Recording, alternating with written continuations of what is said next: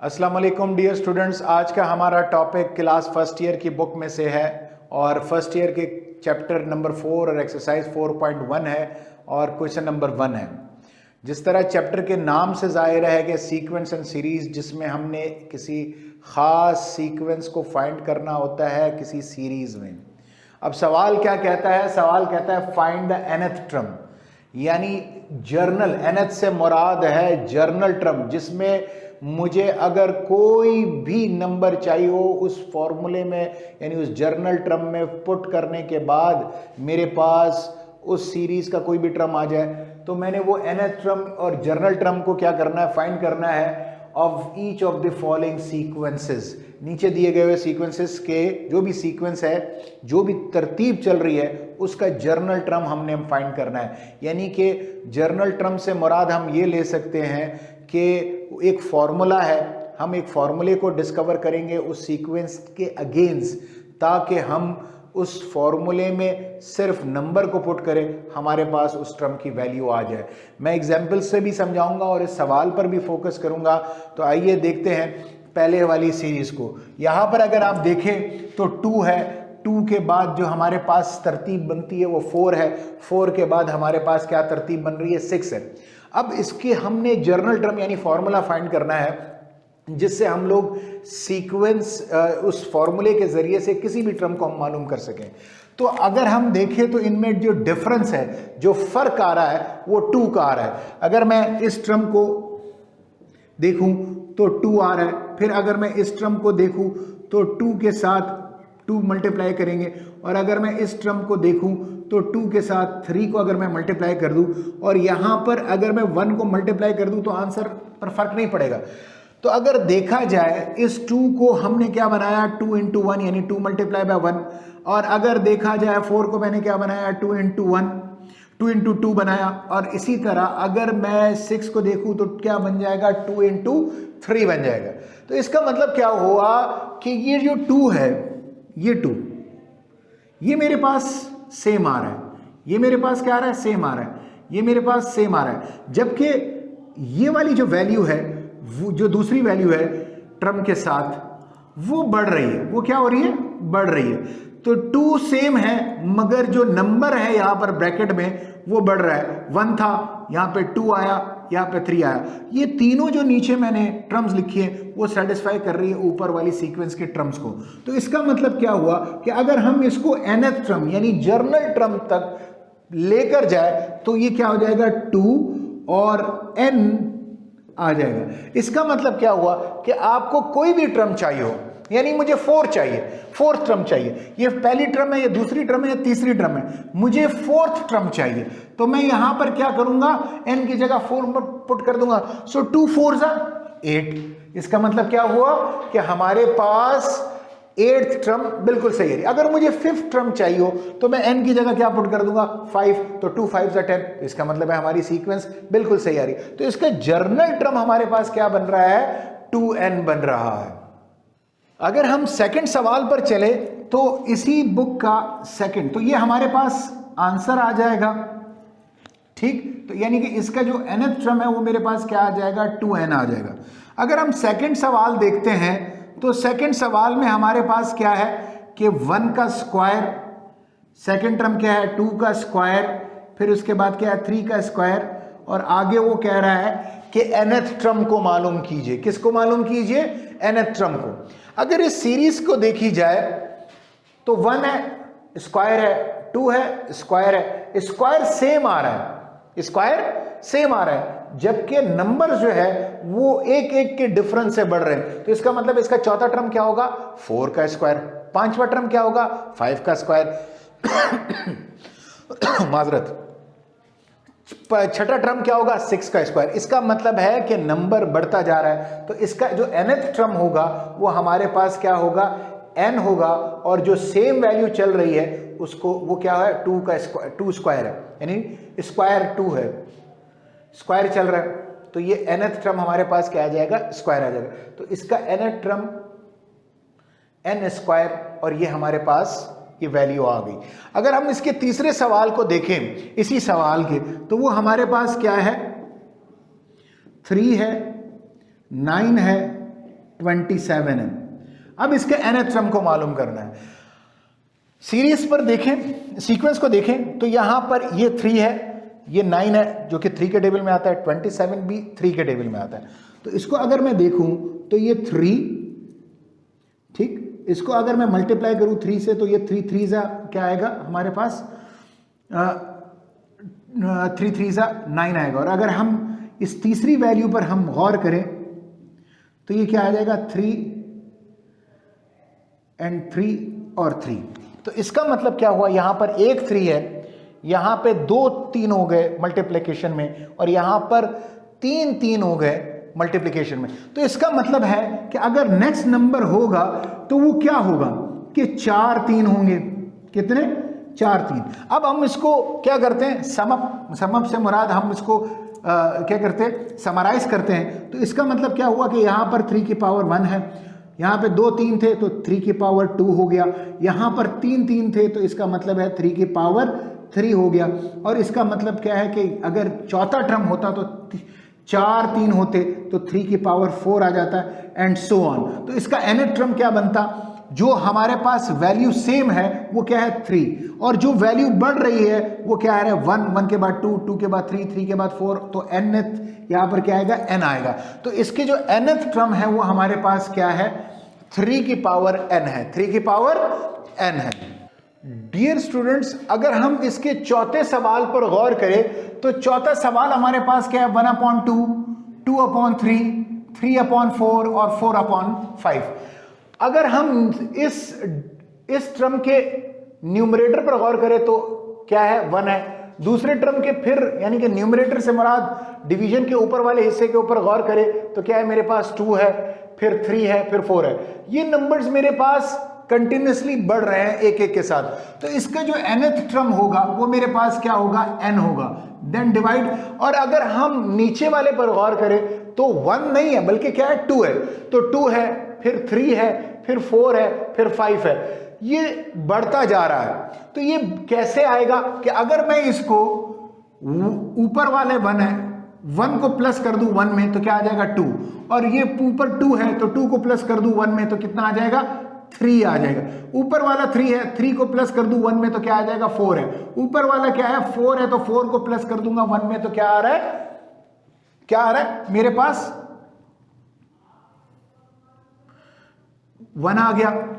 1 को प्लस कर दिया 1 में, इसी तरह 2 है, 2 को प्लस कर दिया 1 में, इसी तरह 3 है, 3 को प्लस कर दिया 1 में, इसी तरह 4 है ऊपर, 4 को प्लस कर दिया 1 में। तो अगर आप देखें 1 + 1 क्या आता है, 2, 2 + 1 क्या आता है, 3, 3 + 1 क्या आता है, 4, 4 + 1 क्या आ रहा है, 5।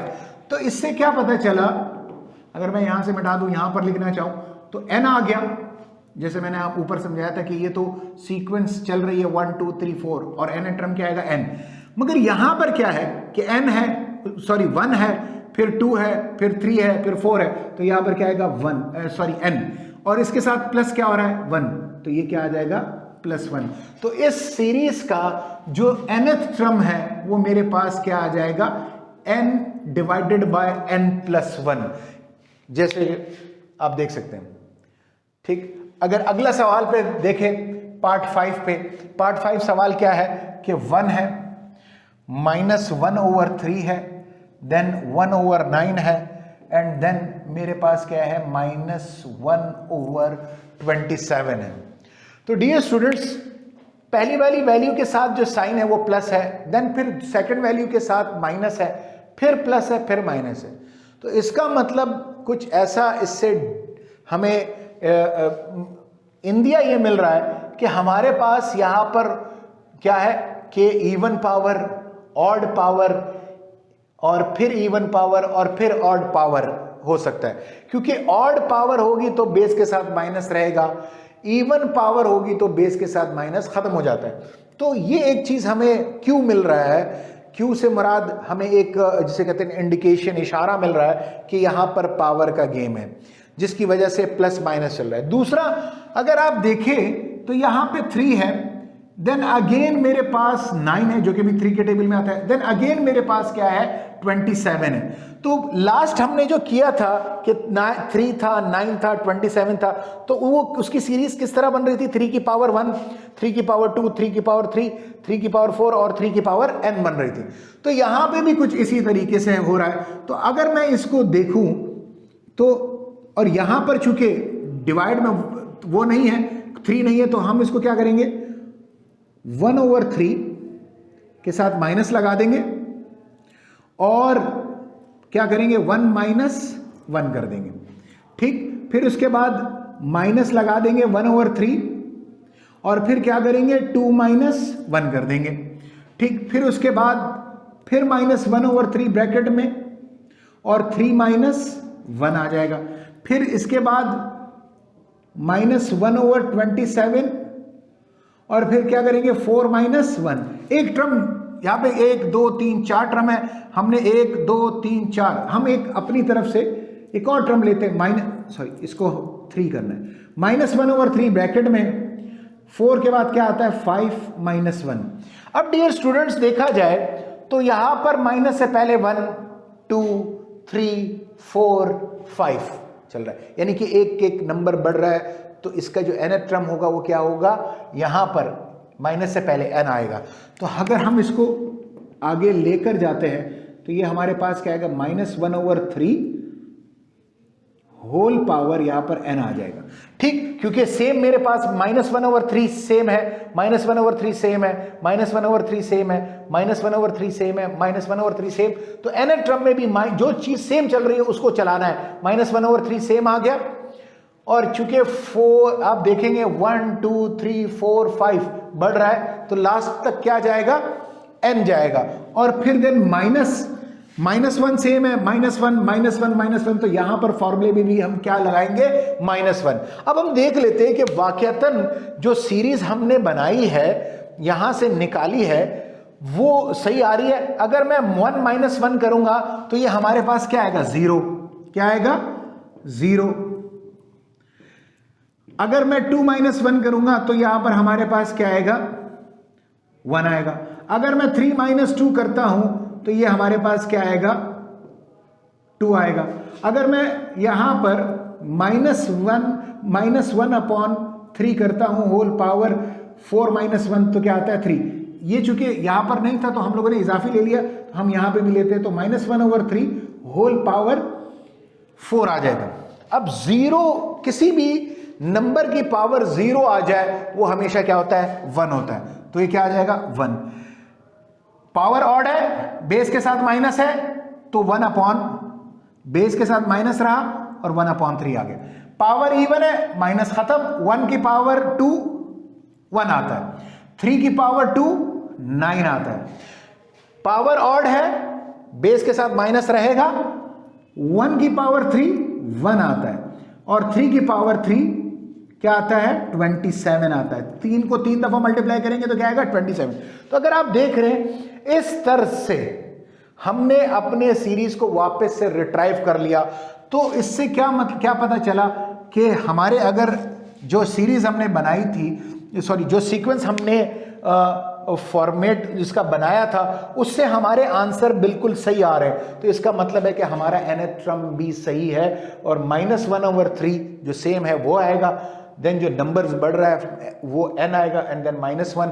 तो इसका nth टर्म क्या है -1/3 होल पावर n - 1 आएगा। डियर स्टूडेंट्स, इसी सीरीज का इसी क्वेश्चन का क्वेश्चन नंबर पार्ट 6 जो है वो हमारे पास क्या है 1 है, 8 है, 27 है और 64 है एंड देन सो ऑन।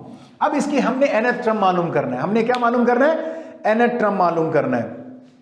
तो डियर 1 को हमने अगर थोड़ा देर के लिए हम लोग इसको छुपा लें, ये जो 2 है ये हमारे पास 2 के टेबल में आता है, 3 के टेबल में भी आता है और ये फिर हमारे पास क्या है 2 के टेबल में भी आता है और इसके बाद 4 के टेबल में भी आता है एंड 8 के टेबल में भी आता है।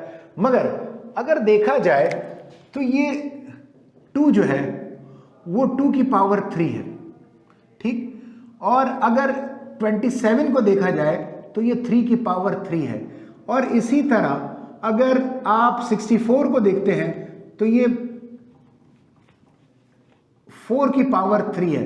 तो इन 3 टर्म से हमें ये पता चला कि 8 जो है 2 की पावर 3 है, 27 जो है वो 3 की पावर 3 है, और 64 4 की पावर 3 है। तो इससे पहले 1 एक ऐसा नंबर है जिस पर कोई भी पावर लिया जाए तो वही 1 बनता है। तो हम इस 1 के ऊपर मैंने क्या पावर लगा दी, 3।